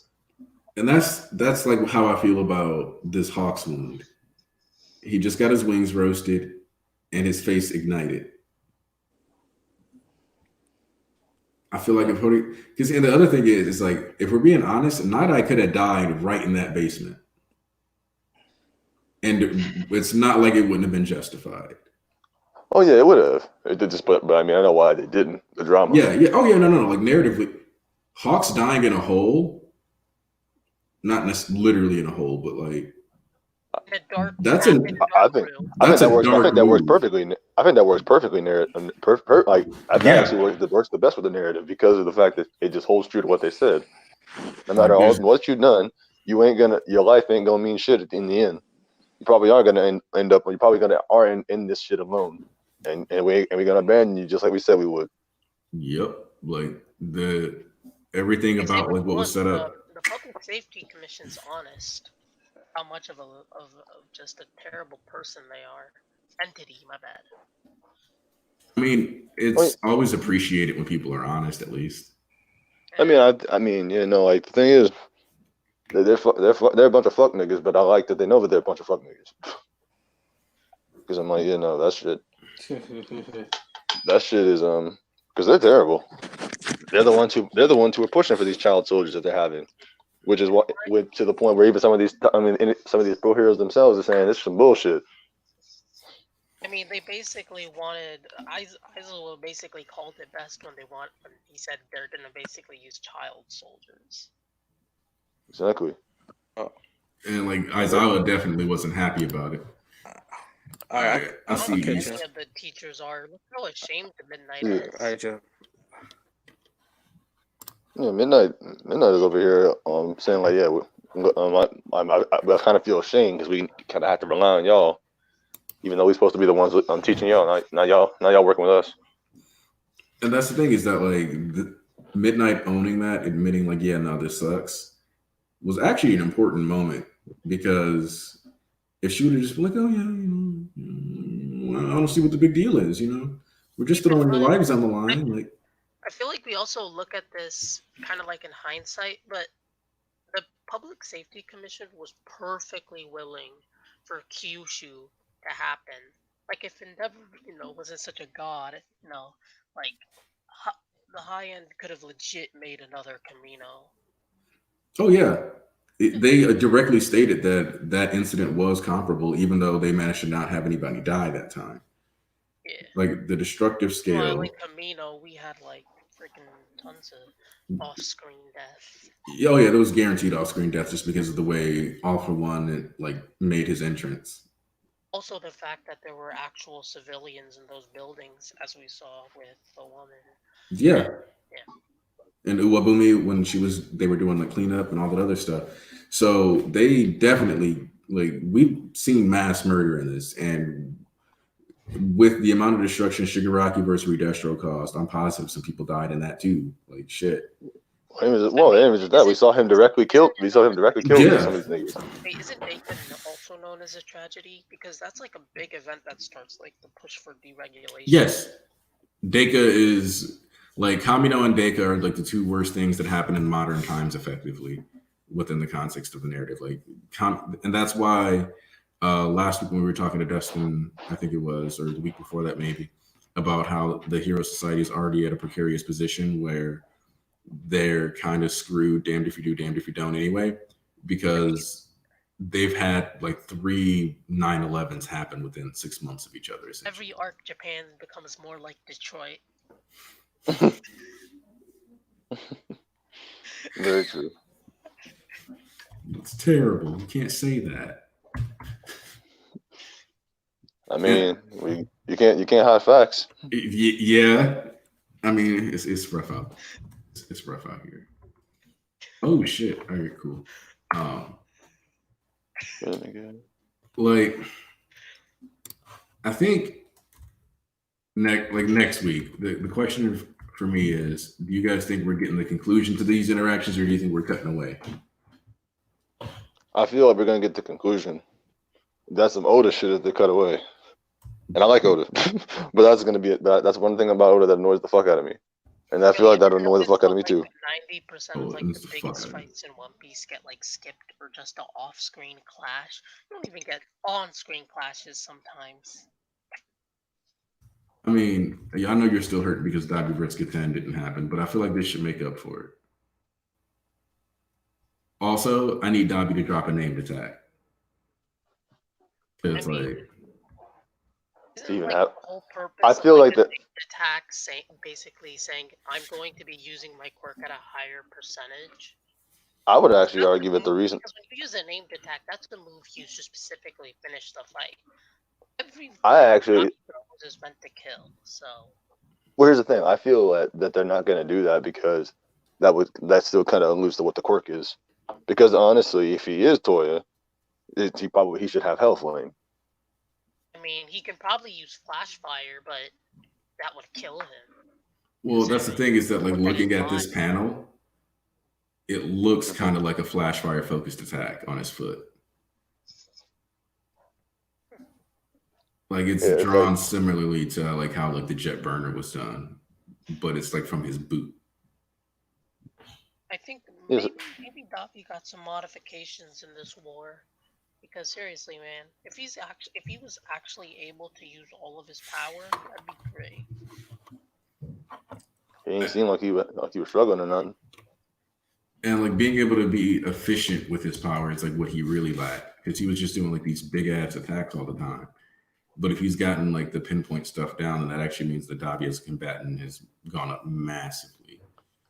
I need his stats to go up because he's ass. Dabi's one of those people who his stats don't fully portray like the threat of him though, because at the end of the day, it's weird. Like, yeah, it's like if you can handle like dealing with the elemental side effects, which is like the X factor, like how like flame resistant are you? Here's what I'm curious about. Resistance to flames, and he has the hottest fire in the series. Well, here's what confuses me. Now, here's why I'm confused. They I remember in the first the first data book, his stats were like his power was like A. Why is it now C? What changed? There's a theory that like Dabi's actually getting weaker. Like his body's essentially falling in on itself because of all the scarring and tissue damage. Oh, okay, that makes sense. Yeah, like that. And then I also think though that like Horikoshi reevaluated how he was scaling it, right? Because I think power initially was like how much like DC can you do in general, and then I think he decided to switch it more over to like muscle power. Not really, because I don't know about that because they gave Todoroki an S. Give him S power. Yeah, true. S. I think it's more about how I think that's technique. I think it's how good your quirk is. Is Giganto weaker than Endeavor? No. Because in the data book, Endeavor has a S+ in power. Meanwhile, Giganto only has an S. We haven't even seen Endeavor punch a building away, let alone flatten a mountain. Like, what in the world? What are you talking about? Like, I actually don't know what the whatchamacallit. I actually don't know what the qualifications are for his parameters. He never gives them, so I don't really know. I can only go by speculation. Yeah, the skill one is a little easier because you can tell like based on precision of movements, like what you can like list like technique. That was technique. Yeah, like technique. Yeah, like technique though, like that one, like when you think about like, oh, this person has an A+ in technique, like Bakugo, you're like, oh no, that makes sense. Okay, even though that's a little sus because the pro hero edge shot, the dude who literally put like a hole in your lungs and tell you to go nap or die, he has a in technique, while Hawks has an S. Well, I mean, no. I mean, that makes sense to me. Hawks having a higher technique than Headshot is actually makes a lot of sense to me. Because that dude. The thing is, the amount of precision needed to do what Headshot does is super. But you have to understand. But you have to understand. Hawks also has to account for like hundreds of feathers at the same time and maneuver them. Also, individually. remember he uses them for eavesdropping. This man literally, basically sends himself fucking telegraphs, like do do do do do do, and like he's sitting there like, okay, based on this vibration, this is what this means. Like he's like listening to breathing through his feathers, like the way the wind interacts and like the air changes. That's some insane sensory shit. Like that I said, you also have gets you an S. He also has to have like ridiculous multitasking to a superhuman degree, because the man has to be able to fight on his own and then somehow be able to control all these feathers either from a distance individually while also being in the air. Yeah. Sometimes, or even if he's not necessarily in the air, still moving on the ground while like managing all those. He's like constantly having to think in like 3-dimensional like applications of his like movement, whereas most people only having to deal with like planes, and that's not even like focusing on again like the small little tiny details that he's having to like factor in. Yeah, like Headshot being A is fine to me because it just means he's very precise, but he doesn't have to do anything like super like out there, because he has to be very precise. That's his main thing. That's pretty much what his quirk is about. And I think what really does a good job of highlighting it though is like you think about like Headshot needs to be precise, and then Bakugo has a higher skill grade than Headshot. Why? Because Bakugo's quirk is literally blowing up people. And he manages to not actually kill anyone despite how much he like screams die. And this is even highlighted when you think back during the final exams arc where Kaminari and Mina get excited because they want to fight robots because they're like, oh yeah, my quirk is like dangerous. And then like Bakugo specifically is like, learn how to control your power. Like the guy whose power is I'll explode your face off is like, yo, all you got to do is not melt somebody. Like, come on, do better. I mean, but if Headshot really wanted to, like, if he was just a degree off, he could have cut an artery. Oh yeah, no, for sure. But that's why that's why he has an A. Because A is still an amazing level in the series. You could be like Dabi and have a C. And if we're being honest, anytime something like that would happen, you kind of just chalk it up to the game. Yeah, so it's like it's like really the only reason he's not doing that is because he's a hero, which is even weirder to me because that line of you being a hero and you can't do shit is kind of skewed when you look at Hawks. Oh yeah, like okay, I think that Hawks is the only hero that actually has like an order from the BSC to be able to kill, because in this raid, in every raid in the series, we've been told that they only have a capture order. They can't kill. Well, they specifically mentioned also Endeavor is known for being like, too violent or accidentally going too far. So I think to a certain degree, Endeavor might have caught a few bodies at least. And Ending was counting on him being able to kill him. So I don't think killing is like that far out of the realm of like what heroes can do. Just like I think heroes killing as a last resort. Mentioned that in Camino that All Might stood upon a mountain of their dead. So whether that means he defeated them or they died in a hospital, I don't know. Knowing All Might, I feel like he just defeated them, because All Might is like the pinnacle of a hero, and as a pinnacle of a hero, you wouldn't have killed anybody. He himself is a body in All for One, so. Yeah, but the difference is though there's a difference there though, because those are some minor ass niggas in comparison to fucking All for One, who literally he exists to kill him. Such harsh language. If he just said, "Oh, why couldn't he just say he defeated them?" Not that you don't think the man who loves talking the most shit and making things like as bombastic as possible would exaggerate and just say dead instead of defeated. My thing is that All Might did punch his head off. So All Might intended to kill him because that's why he exists. yeah, Like, All Might exists to kill All for One. like there's not a lot of people that you're like, yeah, symbol of heroism, and you're like, also punched a dude's face off, like in that movie Face Off. John Travolta. Never actually watched it. I just like that joke. Oh, okay. I know about it. But yeah, no, fucking no, like I said, it's all I just give that to the fact that nigga, that man exists to kill him. So I feel like he'll have to break his own rules for that shit. But other shit, he's too much of a whatchamacallit, a ideal hero for him to be doing any of that shit. Like, even with the slime nigga, that man punched him to the sun and back, and he's still alive. Well, he's slime, so I don't think he necessarily dies because he doesn't really have a shape. But getting your body blown away into like tiny itty bitty bits is probably a little traumatic. Even if you can like come back from it, because like if you think about it, the slime villain is a villain that is kind of high tier when you think about like, oh, most people can't actually fight this thing. So already, like, just off that passive ability of not being, tangible, you get, into some powerful territory. So it's not it's a common occurrence to catch an L when you're made out of slime. I mean, he's probably the slime dude was probably a better version of Mummy, because he can actually have them use their quirks.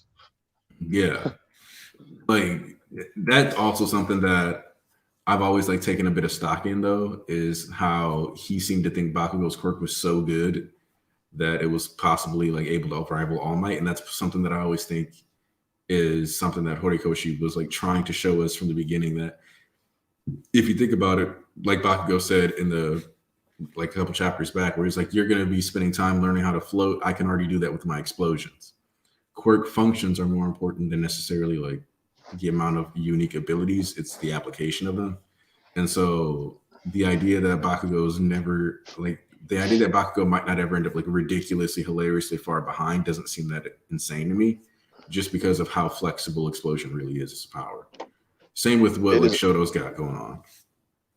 Yeah, no, it's a very good power. It's just the thing about it is that he himself, I feel like that's people underestimating All Might, as they tend to do throughout the series. I mean, within the narrative itself, I feel like Deku underestimates him, because some of those statements that he makes, like that muscular fight where he did that 100% smash, and he was like, that was All Might. I was like, that had the same power as All Might. That's the biggest load of bullshit I've ever heard, because if it was, that don't make no goddamn sense how weak the punch was. Yeah, it's like you're not hitting as hard as All Might right now. What are you saying, sir? Why would you? So it's like either Hori's inconsistent with that scaling of fucking All Might's strength, or Deku don't know what the fuck he's talking about, like most of the niggas in the series don't. I think that like people. Yeah, like people to a certain degree are like, One for All, like this is like the power of All Might, but I don't think Deku factors in how his body's like scaling compared to All Might's compatibility.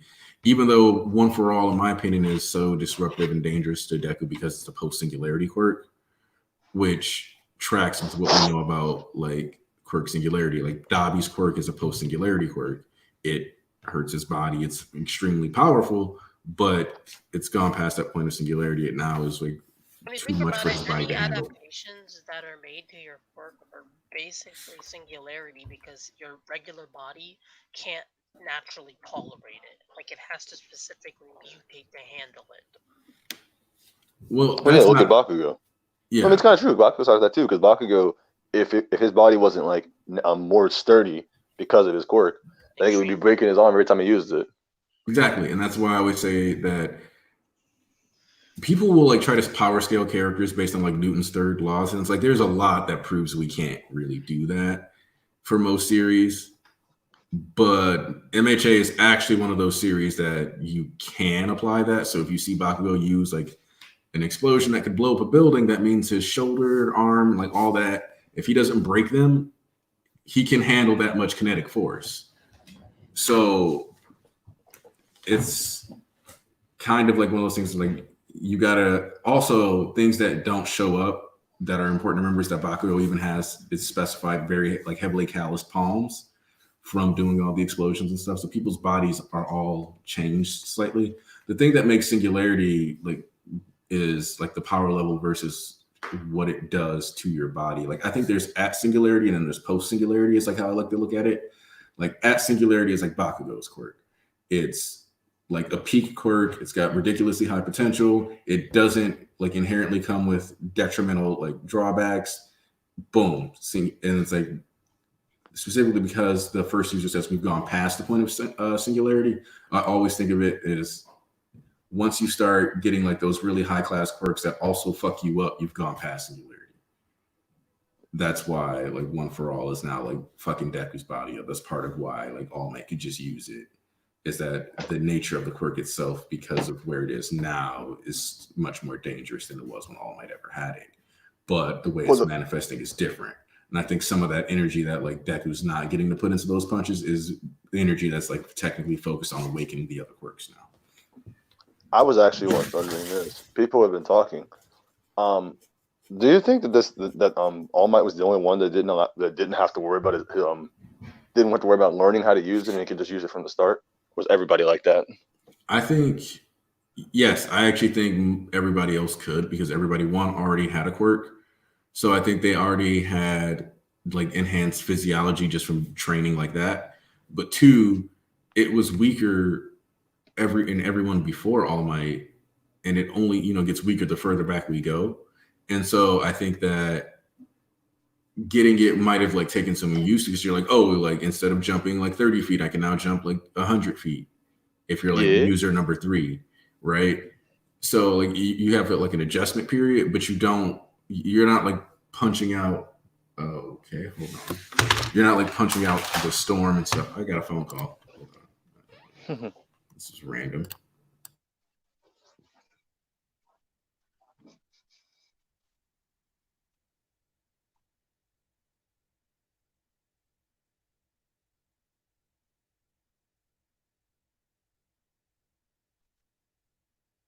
Ooh.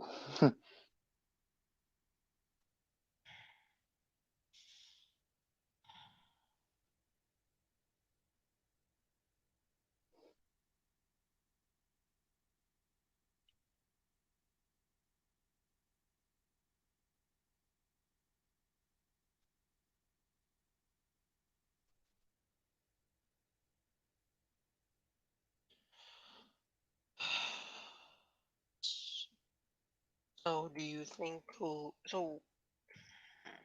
Hmm. for do you believe there's going to be multiple stages to the war? Oh, what do you mean?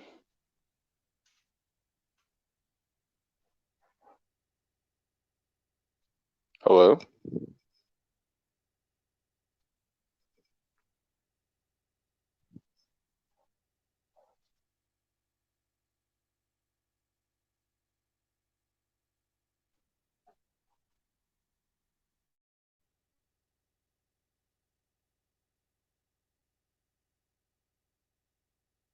All right, so basically, the idea is that the war basically comes in rounds. So, round one is like the actual start of the fight. The heroes raid the hospital, the heroes approach and infiltrate the mansion. And then round two is like when the tides turn and stuff. Do you think there's going to be like multiple stages to the war? Oh yeah, of course. Okay. We're So already when about do to you end the think first the phase. villains change the tide? That'll probably happen. I think that's happening now. There's the start of Saturn's parade, the existence of Makia, and within the mansion. Fucking I think Hawk's feather, I believe, cut near like a vital part of Twice. Like if you look at the panel, it's split diagonally. So I think Twice is going to be out of commission because the whole point of the plot line was to get rid of Double, at least out of the war. I mean, he was still able to, despite that, he was still able to make a clone, even while laying on the ground. So he can still make clones. He just can't move. Yeah, but then Which is he fine. also got burned by Dabi. Who twice? Yeah. I didn't notice him getting burned. Did? Remember, Hawks threw him, judo threw him, and then he put a feather near his head. Then Hawks got burned. But we also see the feather, the fire hit the ground as well. So that also means twice got burned. I feel like, at least from what I understand, it would seem to me like he controlled that to the extent it wouldn't hit Hawks. Not Hawks twice. It just hit him. Yeah, but we also see the fire hit the floor as well, which but I mean, twice is. I mean, I guess, but it's like we'll see next chapter. But I don't actually think he would hit twice, because otherwise that defeats the purpose of him being there. I don't think it's him purposely being mean. I just think he's aiming for Hawks and then hits both Hawks and twice. I feel that, but I'm saying that to me that just defeats the purpose of him even being there. If you're gonna still fuck him up too, because not to mention they even say it in the chapter itself. This is the turning point. So I feel like it wouldn't be much of a turning point if the only person who's coming out of this is Dabi. Which is not to say that Dabi can't fight, but it's like Dabi can't fight. Sorry about that. That was somebody calling me about some work stuff. This dude needs some boxing classes. This man some pads. Look, here's the thing. Dabi can't fight. Shoto couldn't fight. There's one of the things I remember talking with my boy Ian about was how Deku versus Shoto was a fight that people were like, oh, like it's a bunch of big attacks, but like the fighting isn't that great. And it's like, yeah, because neither one of them knows how to fight. Well, yeah, neither of them niggas got hands. So like, yeah, I don't think none of the Endeavor family can fight, except Endeavor himself. Like they're kids. You gotta get Todoroki's into some barbecues. Like literally the only people who can like fight, like based on like the way they fight people, like if you like this person could also just box the shit out of you early in the series was like Bakugo, Ojiro, like because Ida has like the super speed, but like as far as like actual hands, like Bakugo uses like boxing techniques. Like I'll tell you Uraraka. Yeah, well, Uraraka like could kind of scrap in the beginning. She knows how to the gunhead martial arts. Well, I was saying like before, like leaving in a sports festival, like almost nobody there had actual like hand-to-hand combat training. Yeah, no, none of them niggas had hands. So it's like, yeah, like now it makes sense, and like that's why Deku vs. Kacchan 2 is actually like also kind of a nice thing to watch because you see the progress Deku's made as a hand-to-hand combatant, and being able to like just straight up stand up to Bakugo. He threw a kick and turned his hips, which made me really happy. Yeah, because like the axe kick. That was according. I actually paid attention to what Ian said, and when I watched that fight in the anime, there are a lot of shit that kind of contradict what he was talking about. So I feel what he means about how Deku technically still can't fight, and he just can fight better. So it's he's still not like the smoothest nigga in the land. It's just you can see that like he couldn't fight like in the first like month of school. He definitely has progressed. He's progressed. It's just the fact that it's like even still that nigga like it's a stiff ass fighter, but in the anime it makes that nigga look smooth as hell. That fucking like that axe kick he was about to throw on Bakugo's head. And I'm like, ooh, that's that do make you look way better than you actually are. Well, I feel that. I will say that the anime screwed up the Manchester Smash. Even though like I know nobody complains about this, but the Manchester Smash is a jump to a bounce off the ceiling into a flip heel drop. And so they made it a long drawn out him jumping up like 50 feet in the air and then coming back down heel drop.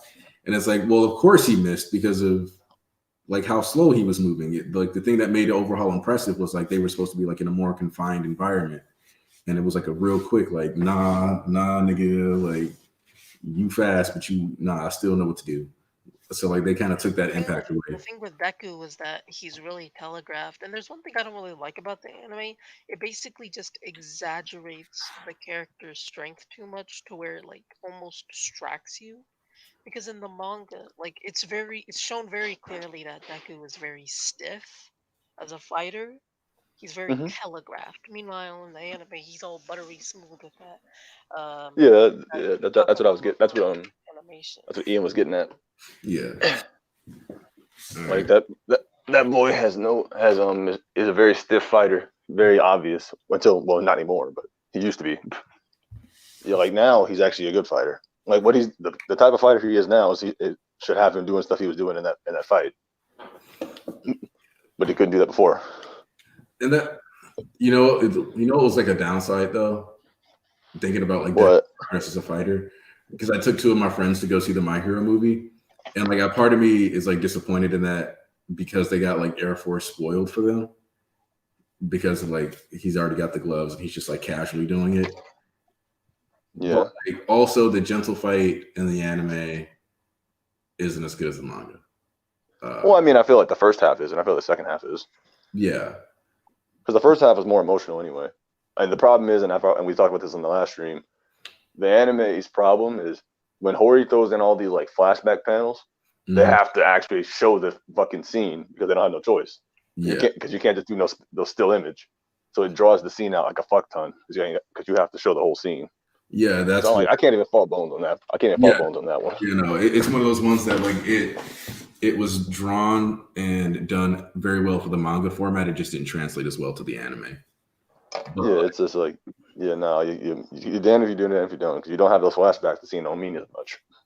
But like they did do a good job with Overhaul versus Deku with the 100%. So like I'll still give them their props for that. I still think the second half of that fucking gentle fight was fucking phenomenal. So I still like the fight. Oh yeah, no. The second half was like, which is where most of the fucking badass shit was at anyway. So I didn't care. It was weird because it was like he got knocked down and then all of a sudden the artistic integrity just skyrockets as he's like doing the thing where he goes to flick him over his back, and I'm like, damn, like you can tell like they brought in like the pinch hitter is like, nah, right here, this where shit get real. Well, like, yeah, I mean, like the gently sandwich was done well, like. Oh no, I knew they were gonna do that because I heard that one of their better animators, Koki Fujimoto, was working on that. If you don't know who that is, that's the animator who did the Rappa versus Fat Gum and Kirishima fight. Okay. Yeah, that one. So I knew it was gonna be great. Which is the thing. That's a good showcase of his abilities now. So now I think when the anime does do all this exaggerated bullshit, I think it makes perfect sense now. I mean, Prominence Burn is going to reach space. That's like the big joke. It's like when Endeavor does Prominence Burn, like for the Plus Ultra one, it's just going to like Bones is just going to zoom out. You're just going to see like a flame coming out of Japan. Oh, so we're going to have some Final Flash stuff.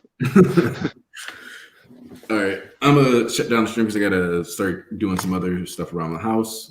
I appreciate you guys coming through. Final thoughts? Of course. I like it. I really did. I'm excited for the analysis you're gonna do on Hawks. Yeah, Hawks is definitely gonna have to be a video. I need to start by doing analysis videos. If I do, they're gonna start coming out on Wednesdays. I have a Night Eye one that I've been working on for a while though, or like I started writing stuff down for. It's got like 6 pages. I'd imagine you'd have time. I'd imagine you have plenty of time now. Oh no, I'm still working. Oh, you are? Yeah. Here. I got one of these. This letter is proof that if this person is out during a state quarantine, they have the right to be because they provide work for us. So there's a chance my state's going to go into lockdown, but I'll still be going to work. Well, that's the same with me because we're already on a goddamn lockdown. I'm going to work on Tuesday. Yep. So, but I have off next weekend too. So I was going to have a birthday party, but rip that. So yeah, but you guys enjoy your quarantines and whatever else you guys got to do. I'll try to put out some content, especially because people are just kind of stuck at home. So more views. But, well, also like, dear God, it's going to be boring as shit after like 2 weeks. So give them something. Yeah, I feel it. All right. But all right. See you. All right, see you later.